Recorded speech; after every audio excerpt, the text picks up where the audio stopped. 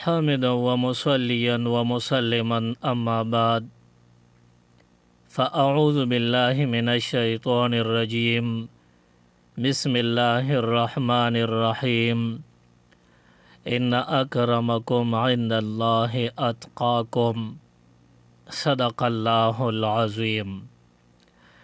زما ډیر قابل قدر قابل احترام مشرانو کشرانو او د خپلو کورونو په چار دیوارو دننه ناستو پرده نشینو خویندو میندو کم آیت کریمه ستاسو وړاندې ما تلاوت کو.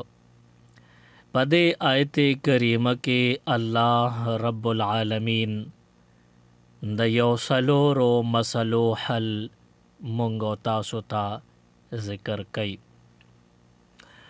د ټولو نه اول انسان وای چې د الله رب العالمین په نظر کې با څنګه اوچت شم. بیا دویم دا چې زبا خلکو ته څنګه ښکاره شم او د خلکو په نظر کې به څنګه اوچت شم. او دریم دا چې زما د دنیا ژوند دا ښکلی او عالی شان تیر شي. او څلورم مسله دا چې آخرت کې زما انجام ښه وي. د دې څلورو خبرو تذکره الله رب العالمین په دې آیت کریمه کې بیانوي. الله رب ذوالجلال فرمایي ان اکرمکم عند الله اتقاکم. بیشک د الله رب العالمین په نسبت باندې تاسو کې آغا خلق ډیر زیات عزت والا دي کم خلق چې تاسو کې زیات تقوادار او نیک عمل دي. د الله په نظر کې د ټولو نه زیات عزتمن بنده هغه دی چې د ټولو نه زیات تقواداري پرهیزګار وي. مونږ تاسو ته الله رب العالمین د څلورو مسلو حل په تقوا کې ایښودلی دی او په دې کې مونږ ته بیان کړی دی. څلورو مسلو کې یو مسله دا چې د الله په نظر کې به ته څنګه اوچت شي. چې انسان تقواداری او پرهیزګاری شروع کړه، دې پرهیزګار شو تقوادار شو، الله رب العالمین دلا د هر چا نه زیات قدر او عزت او احترام او مرتبه ورکوي. دویمه مسله د بنده دا ده چې زه به د خلکو په نظر کې څنګه عزتمند شم. نو یو حدیث مبارک کې راغلی دی چې کله یو بنده د الله تعالی په نظر کې معتبر شي او الله ته ډیر خوښ شي، الله تعالی ته نږدې شي، نو هغه بنده د الله خوښ بنده الله تعالی د هغه په باره کې آسمانونو کې خاص فرشتي دي هغوی ته اعلان وکي، اے د آسمان خاص فرشتو ووره پزمکو کې فلانی نو می بنده دی دا ډیر بزرگ دی او زما خوښ دی، تاسو یم خوښ کې مینه ورسره وکئ. نو د الله هغه خاص فرشته دغه خاص بنده سره مینه محبت شروع کی او بیا دغه خاص فرشته دوی د اسمان عام نورو فرشتو ته اعلان وکي، وید اے د آسمانونو عام ملائکو پزمکو کې فلانه د الله ولی او د الله دوست دی، د الله خوښ دی او زمونږ هم خوښ دی، د دې په وجه تاسو عام ملائک ورسره هم مینه وکئ او خوښې کې. نو د اسمان خاص و عام ملائک دغه ولی د الله سره مینه محبت شروع کی. بیا یو وخت داسې راشي هغه د اسمان خاص و عام فرشته راشي او د ځمکو کې چې کومې فرشتې اوسیږي هغوی ته اعلان وکي، وی فلانې بنده د الله دوست او الله ته خوښ دی، تاسو هم ورسره مینه وکئ. نو د ځمکو ملائک هغه هم ورسره مینه شروع کي او خوښي کی. بیا یو وخت داسې راشي چې هغه د ځمکې فرشتې عام ځمکه کې اعلان وکړي د تمام مخلوقاتو ته وی فلانې په دې ځمکه کې اوسیږي او د الله ولی دی، د الله دوست دی، خوښې دی، نو تاسو یې هم خوښ کې مینه ورسره وکړئ.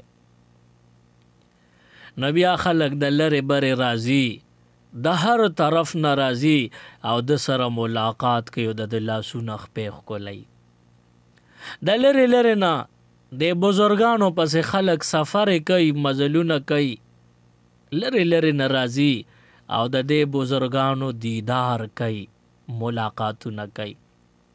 که تپوس ته وکړي چې ته د فلانی بزرګ له ولې راځې، تا چېرته لیدلی دی چې نن بیا ملاقات کوې؟ وایي نه ما خو چېرته لیدلی نه دی.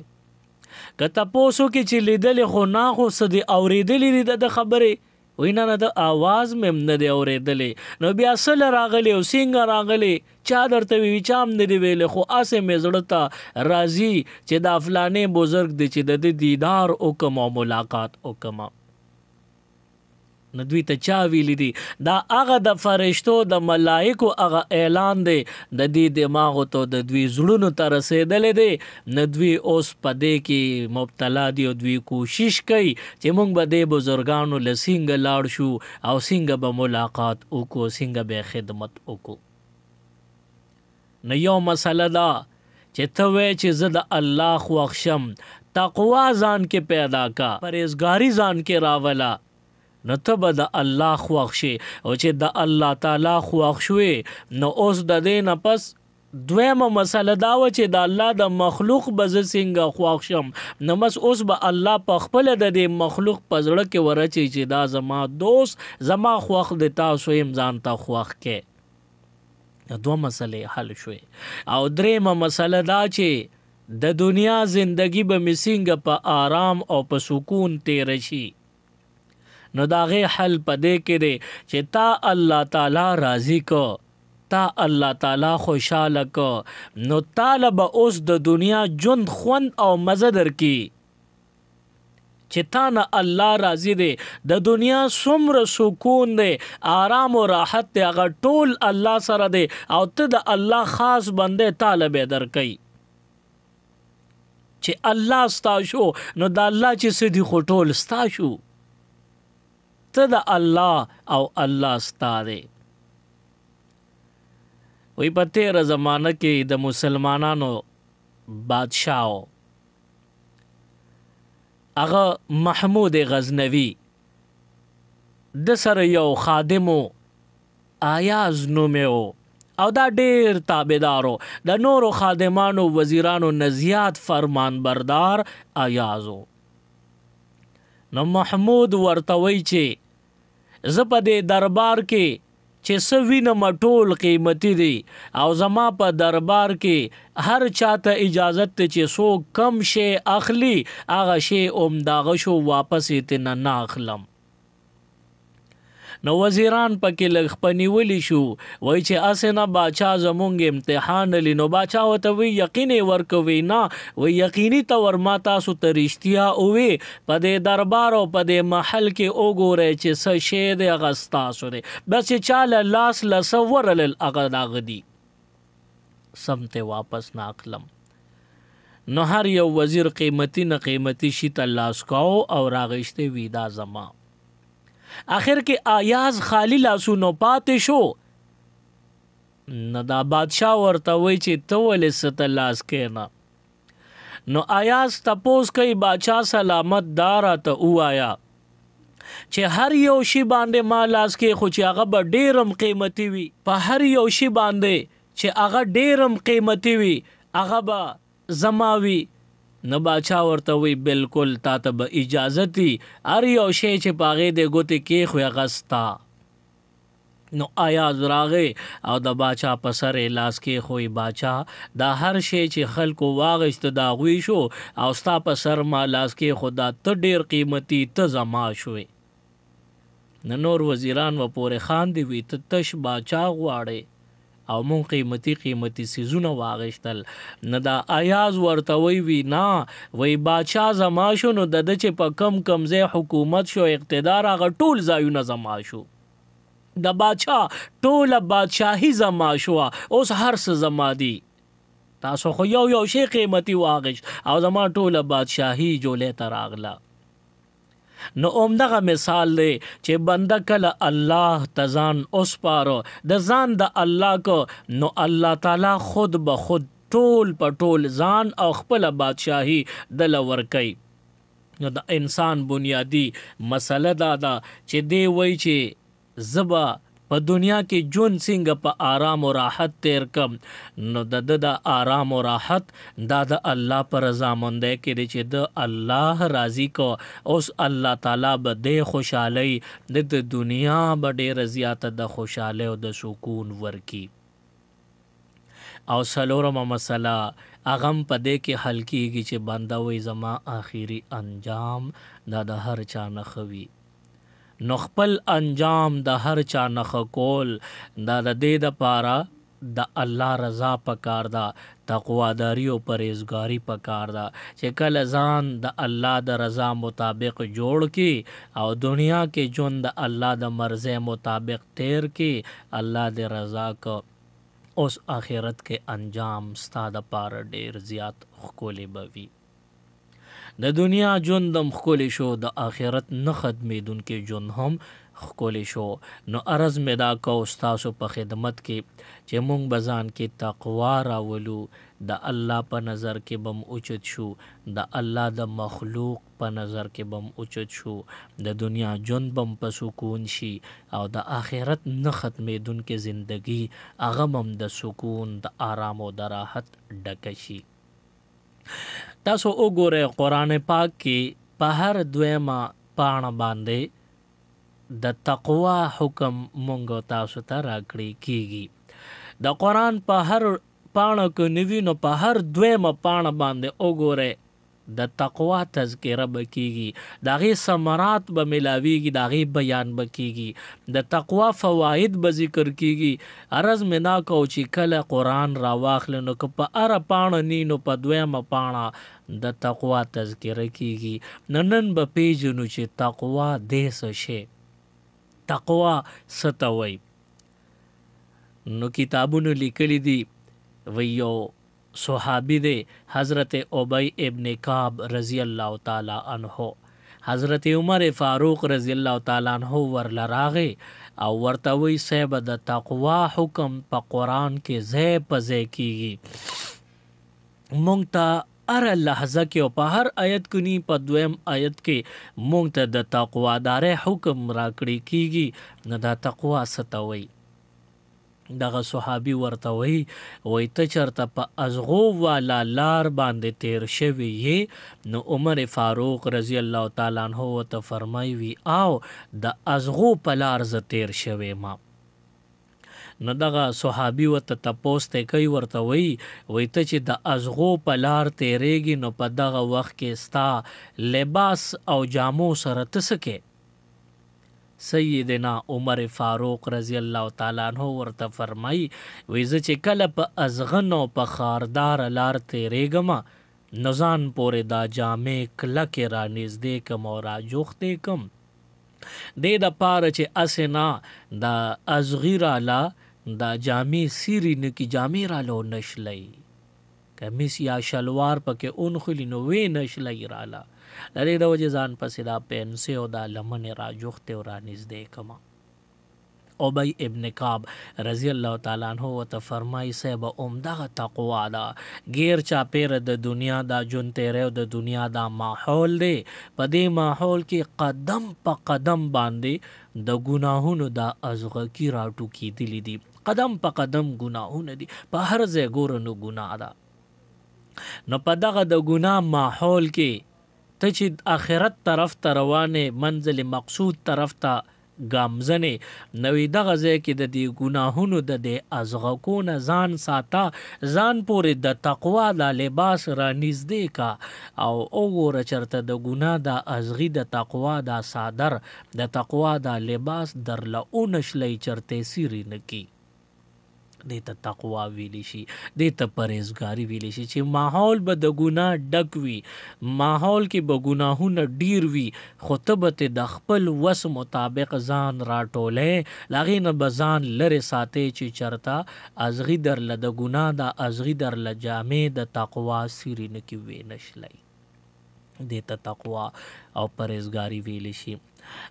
مولانا ادریس کاندهلوی رحمت الله علیه د تقوا یو دویم تعریف هم لیکلی دی.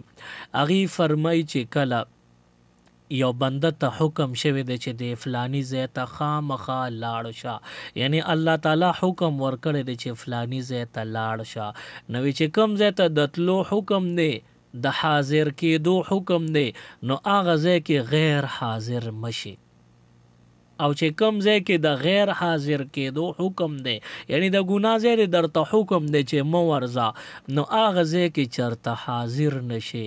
د دې دوو خبرو خیال ساته، دې ته تقوا او پرهیزګاري ویلی شي.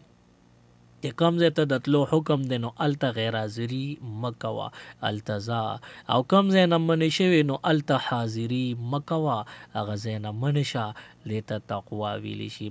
بیا موږ او تاسو چې ځان کې تقوا راوسته، د هغې په برکت باندې موږ ته دنیا او آخرت به روښانه وي، دنیا او آخرت به زموږ د خوشحالو وي. د تقوا نتیجه په دنیا کې ملاویږي، په آخرت کې ملاویږي. نو د دنیا د پارم او د آخرت د پارم تیاری پکار دی، او هغه تیاری صرف او صرف په تقوا کې دی چې انسان روجی نیسی، زکاتونه ورکوي، قربانۍ کوي، حجونه کوي، عمرې کوي، منځونه کوي، دا دومره عبادتونه کوي، خو که ده کې تقوا بنیادي شی دا ورکې نشته او د الله یره او پرهیزګاري پکې نشته، نو د هسې ځان ستړی کړی دی. پښتانه وایي هندو ستړی او خدای ناراض، نو دی غریب ځان ډېر ستړی کړی دی، خو الله راضي نه دی، ځکه د کې بنیادي چې کوم رکن اعظم دی هغه پکې کمی دی، تقوا پکې نشته او پرهیزګاري او د الله یره پکې نشته. چا کې چې د الله یره نی نو عبادتونه که ډېر مي نو هغه عبادتونه رایګا او عبث دي. شیطان د کې د الله یره نه وه، ګنې عبادتونه دومره کړي چې مثال بل نشته. شیطان په عباداتو کې د خپل ځان په خپله مثال دی، خو بیا هم هغه ټول عبادتونه ضایع تلي دي، عبث تلي دي، تقوا پکې نه وه، د الله یره پکې نه وه، د الله نه نه یریده، بد لحاظ او بدتمیزه و. نو موږ تاسو کې بنیادي شی رکن اعظم د اعمالو دپاره هغه تقوا ده چې د الله یره راکې وي، زموږ دنیا او آخرت هغه به ښکلي وي، او چې کوم اعمال صالحه کوو هغه به الله ته خوښ وي، هغه به قبلیږي. په هندوستان کې شاه عبدالعزیز رحمت الله علیه، دا د شاه ولی الله رحمت الله علیه رور دی، د حدیثو درس کاو، دله به طالبان راتلل د لرې لرې نه، او احادیث مبارکه به د نه زده کول. شاه عبدالعزیز رحمت الله علیه په مدرسه کې درس کوي، او طالبان به له د لرې لرې ځایونو نه راتلل. په دې کې یو طالب عبدالله نوم و، او دی د رنګ ډېر زیات ښکلی و. تاسو دا طالبان وګورئ، دا د دوی په مخ باندې د نور او د اسلام او د ایمان او د اعمال صالحه هغه رڼا وي، نو دوی اسم ښکلي، او چې دا د ایمان رڼام ورسره شي، د اعمالو هغه روښانتیا هم ورسره شي، نو هغه حسن نورم زیات شي، او طالبان اسم پاک خلک د الله خوښ دي، نو د خلکو هم ورسره مینوي. یو طالب د عبدالله نوم یې دی ډېر زیات ښکلی، د نورو طالبانو نه په فرق ډېر ښکلی و. دی چې په کومه لار به راتېرېده، روزانه سحر به سبق له راته و، چوټۍ کې به واپس په دې لار تېرېده، نو د باندې یوه ښځه عاشقه شوه، یوه ښځه وه او د باندې عاشقه شوه، نو دې طالب به ځان ناغرضه کړو، دا خو لار و لار خو بدلېدی نه شو، دی خو به خامخا سبق له تلو راتلو، او بیا مې داسې لږ اړخ کو او مخ به پټ ساته. خو بیا هم دغه ښځه عاشقه ده، هره ورځ چې د تلو یا واپس کې د چوټۍ ټایم به شو، نو دا زنانه به راله او د کور په دروازه کې به د تماشه به یې کوله، د لرې لرې نه به یې دی کته. اوس چې یو څو ورځې تېرې شوې، یو څو ورځې دې طالب ته یې کتلي دي، اخر کې دې بیا د ګناه نیت او اراده کړې ده. اخر کې داسې وشو چې دې زنانه دا پلانینګ وکړو چې کور کې دننه پرته ده. د دې طالب د راتلو ټیم شو، نوکره په دروازه کې ودرولې ده. دغه زنانه نشته، نوکره ولاړه چې کله دا طالب راغی نو دې نوکرې ورته وی چې طالب جانه ته راشه دننه زما په مالې کې باندې څه غوټه راغلی دی یا پې څه چل شوی دی، نو ته راشه او ته پې څه دم وغیره وکړه نو کیدای شي چې ټیک شي. و طالب خو ساده سړی و، هغه په نورو قصو نه پیده، بس مخلص مو راغی او بس چې څنګه په دروازه ورننوت چې زه د خدای د رضا کار دی دم د ما نه وپسې لاړ شي. چې ورننوتې نو دغې نوکرې دروازه بنده کړې ده او هغه د کور چې کومه مالکه وه هغې ډېر نازیبا او کچه لباس اچولی دی او دې طالب له مخې له راغله او ورته وایي چې خامخا نن به د ګناه مطالبه وي، ته به ګناه کوې. دې هلک ډېر زیات انکار، 1000 بار انکار شوی دی، خو طالب پوه دی چې زه انکار کوم بیا هم دا ښځه ما پورې نښتې ده چې خامخا ما به ګناه کې مبتلا کوي. طالب پیښو چې اوس د دې پنجې نه زه وتې نشم. آخر کې ورته دا بانه وکړه وایي ټیک ده زه به ستا مراد پوره کما، خو ته مهرباني وکړه ماله یو مینډ دوه خو راکړه، زه لږ بیت الخلا او باتروم ته تلل غواړم. طالب چې باتروم ته ورغلی نو دا اوسني باترومونو او پخوانو باترومونو کې فرق و. پخوانو باترومونو کې دا کارو چې اودس به د مات کو نو چې څه ګند به نو هغه به هلته پروت و، نو 4 شپږ ورځې پس به چوړیان راتلل، هغه ګند به اوچت که په سرونو په ټاټکو کې به یې یوړ او بار چېرته ډیران کې به یې وغورځاو، بیا به یې له 100 روپۍ تاسو به ورله ورکړئ. نو دا پخواني باترومونو نو په دې کې ګند پروت و. اوسنو باترومونو کې چې بنده تېروځي دننه اسم نه صفا پروتي. نو هغه پخواني باترومو چې ویې کتل طالب دننه ورغی په هغې کې ګند پروت دی. دې طالب دا سوچ کړی دی چې دې ځای کې ته 2 ځایه ګنده کېږي، یو خو دا چې دا ګندګي ښکاره پرته ده نو بس چې دا راوالې او جامو پورې یا لاسونو پورې ولګېده نو لاس خپې او جامې به دې پلیتې شي، او یو دا که دا ښځه وایي چې دا ګناه وکړه او زه دې ته تیار شم نو خپل روح او خپل عملنامه به پلیتېږي. نو که ګناه مې وکړه عملنامه او روحاني طور ګنده کېږم، او که مې نه کړه نو ظاهري ګندي دا ګند به راوالم لاسونه خپې به مې پسخا شي. نو اوس یې په دې 2 ګندګو کې سوچ کوو چې ما له کومه ګندګي ښه ده چې واپس زر پاکېږي. نو دا یې سوچ کړی دی چې که ته دا ګناه وکړې نو ګنده خو به شي، روح به دې پلید شي او عملنامه به دې څښا شي، ګنده شي. او دا چې هغه زر پاکېږي که نه، نو دی وایي چې نه که ما ته د توبې موقع میلو نه شوه مرګ راله راغی د ګناه په وخت کې نو بیا به سي، بیا به زه ګنده په ګنده ناپاک به لاړ شم آخرت ته. نو دا کار خو ډېر ګران دی. عملنامه خو نسخه کوم، روحاني طور ځان نه ګنده کوم، د ګناه نه ځان ساتم. بیا وایي چې که دا دې خوا باتروم کې چې کم ګند پروت دی که دا مې په لاسونو خپو لګېد او جامې مې څښا شوې نو دا پاکېږي که نه؟ وایي او دا خو بس اوبو ته ونیسه صفا به شي، پته به یې مو نه لګي. نو وایي چې دا ګندګي راله ښه ده، اوس خو هسې هم 2 ځایه ګندګي دی، یا به هغې کې ګنده کېږم یا به دې کې ګنده کېږم، نو به دې له ترجیح ورکړو. ناګانه زړه یې کلک کړو، هغه ګند یې راواغېست او لاسونه یې پې څښا کړل. څه ځایونو کې خپو پورې هم لګېدلی، څه ځایونو کې جامو پورې هم لګېدلی، ځکه لاسونه ګنده شو.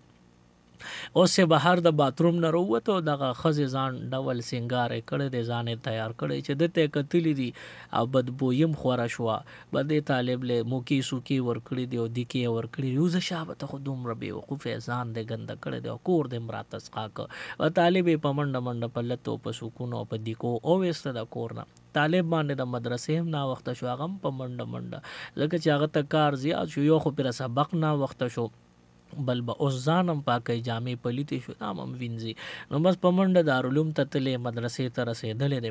په مدرسه کې غسل خانې ته تللی دی، هلته یې غسل هم کړی دی چې کم ځای نه ګنده شوي هغه یې مکمل په صابون باندې صفا ووینځل، ځان یې پاک کړو، کپړې نچوړ کړې، ویسنډلې، بیا په غاړه کړې. په لمدو کپړو کې زر دارالحدیث ته ورغی او د حدیثو سبق استاد شروع کړی دی، شاه عبدالعزیز رحمت الله علیه. دا طالب جان نن ناوخته شو نو شاته طالبانو سره اخر کې د کیړو په ځای د پیزار په ځای کېناست. په دغه ځای کې طالب جان ناست دی، ناګانه استاد شاه عبدالعزیز رحمت الله علیه کتاب بند کو او طالبانو نه تپوس کوي دا دومره تیز خوشبو چا لګولې ده؟ نو طالبانو ته خو پته نه و، یو خوا بل خوا کتل پته ورته نه لګي. خو چې دا کم شاته ناست دي نو هغوی وکتل چې دا اوس هلک راغی عبدالله طالب جان راغی نو دا خوشبو خو ده نه راغی، خوشبو د ده نه لګي او خورېږي. نو بس هلکانو اشاره وکړه شیخ ته چې صاحبه دا خو دې هلک خوشبو لګولی دا اوس چې ناوخته راغی. نو شاه صاحب رحمت الله علیه دې طالب ته وی عبدالله ملخ والا راشه. هغه طالب راغی په یره یره او د سره کېناسته استاد سره. استاد ته تپوس کوي چې ناوخته راغلی جامې دې لمدې دي او دومره تیزه خوشبو چې دا موږ لرې سبق کې هم خلل واچو. خوشبو تیزه وه خو ښکلې وه، ښه لګېده ځکه دا خو یو ناشنا خوشبو وه د مشکو. نو بیا د طالب قصه نه کوله خو اخر مجبور شو چې د استاد نه خو به خبره نه پټوي، استاد ته خو به هره خبره کوي. نو به دې طالب ورته ټوله قصه وکړه، ما چې تاسو ته څه بیان وکړم دا قصه یې ورته وکړه چې دغه شان چلو. نو بیا دا خوشبو در نه ولیږي. نو د طالب ورته وی چې دا خو د الله تعالی احسان او کرم نوازي ده. په کم کم ځایونو چې ګندګي لګېدلې هغه مې وینځلي دي او دا هغه ځایونو نه داسې خوشبوزي لکه د مشکو په شان کم ځای باندې چې هغه ګند لګېدلې مې وینځلې دي په هغې باندې اوس خوشبو الله تعالی راښکاره کړی، خوشبو ته خیږي. بیا دا کم مشک چې مونږ تاسو استعمالونو دا مصنوعي دي، اوریجنل او قدرتي مشک خو الله چې چاله ورکړي نو دا عجیبه وي. نو هغه طالب نه تر د مرګه پورې بیا د دې مشکو خوشبو تله، هغه به بیا خوشبویان سپری پرفیوم عطرونه وغیره نه استعمالو، بس دغه قدرتي خوشبو هغه له الله ورکړې وه، هغه نه به دغه قدرتي خوشبو تله.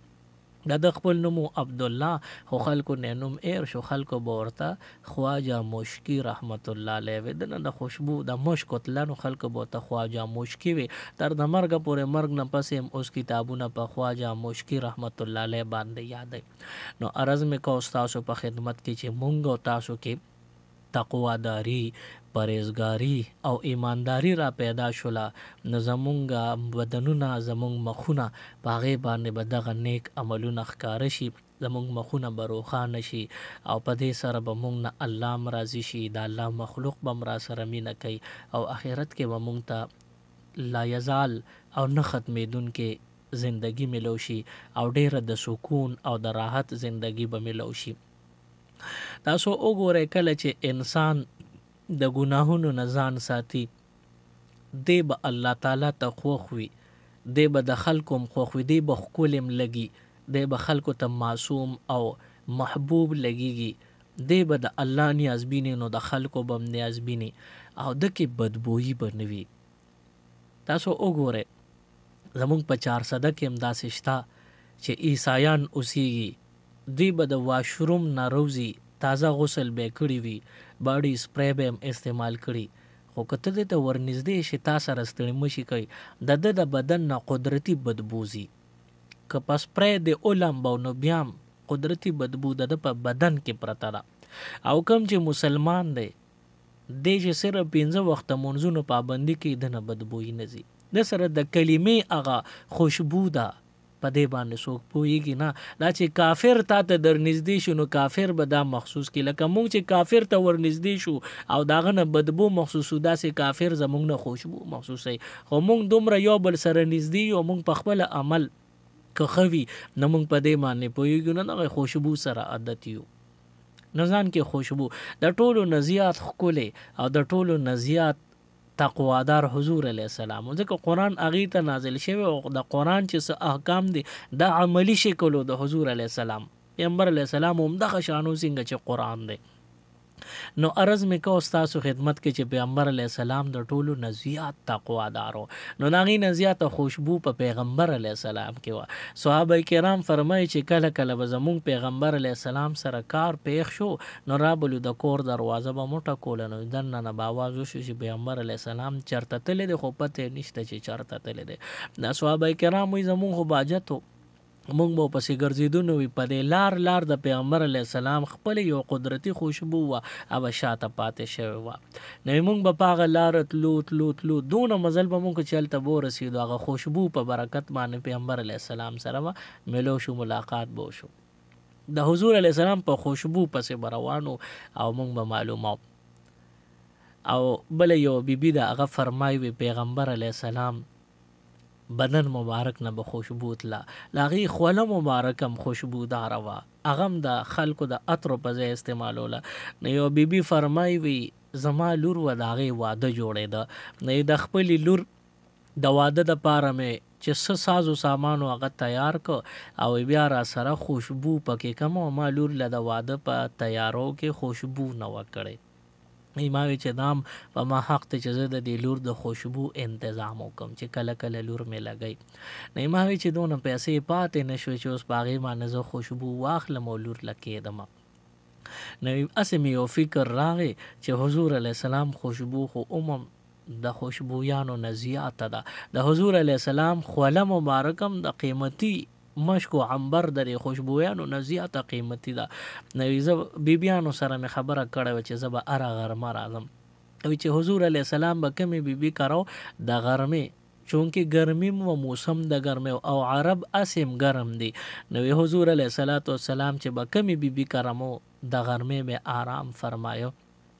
د حضور علیه السلام د خوب عادت سره که تاسو په سکرین باندې دا ګورئ د وخت کې دا بیان د تاسو ته عملی شکل کې د حضور علیه السلام د خوب هغه طریقه خیمه. پیغمبر علیه السلام به چې اوده کېده نو ښي طرف د بدن دا به لاندې که او دا ګس طرف د بدن دا به د پاسه شو اسمان طرف ته او بیا د ښي لاس دا تلې دا به د ښي مخ ته داسې لاندې کېښودو او دغه شان دا ګس لاس دا به د ګس پتون باندې داسې خور کو اخره پورې داسې خور به پې پروتو. نو که تاسو داسې عملی شکل وکړو چې حضور علیه السلام څنګه کول چې دا ښی لاس دا تلې د مخ ته داسې کېږده او سم لاس دی نو ستا دا سنګل دا داسې لاندې یو سوکه شان اوته ده.